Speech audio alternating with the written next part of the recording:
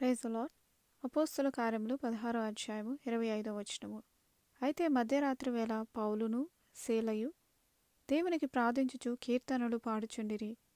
ఖైదీలు వినుచుండిరి. అప్పుడు అకస్మాత్తుగా మహాభూకంపము కలిగెను. చెరసాల పునాదులు అదిరెను. వెంటనే తలుపులన్నీ తెరుచుకునెను.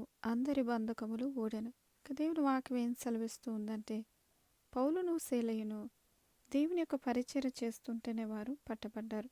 ఈ యొక్క ప్రజలు వారిని దెబ్బలు కొట్టడము, చెరసాల్లో వేయించడం ఇదంతా కూడా జరిగింది. అయితే పౌలును సీలయు కూడా వారికి వచ్చిన శ్రమను బట్టి వారెంత మాత్రము దేవునికి విరోధముగా మాట్లాడలేదు, కానీ దేవుని కీర్తిస్తూ స్తుతిస్తూ పాటలు పాడుతూ ప్రార్థిస్తూ ఉండడం జరిగింది.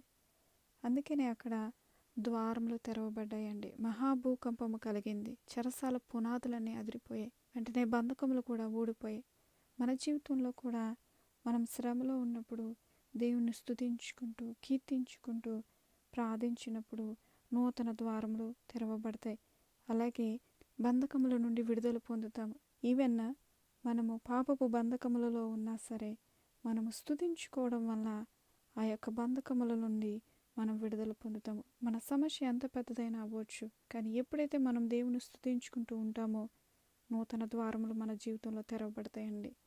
చిన్న ప్రార్థన చేసుకోవచ్చు. పరిశుద్ధుడా తండ్రి, పౌలు సీలయు వలె మేము కూడా తండ్రి కష్టకాలంలో కూడా స్తుతించుకుంటూ కీర్తించుకుంటూ ప్రార్థించే కృపను దయచేయండి తండ్రి. ఎంత మాత్రం మీకు విరోధంగా మాట్లాడక తండ్రి వారి వలె స్తుతించే కృపను మీరు మాకు దయచేయండి.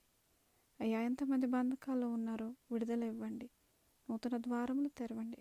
సహాయం చేస్తారని నమ్మచ్చు. యేసయ్య పరిశుద్ధ నామములో ప్రార్థన అడుగుచున్నాం పరమ తండ్రి. ఆమేన్.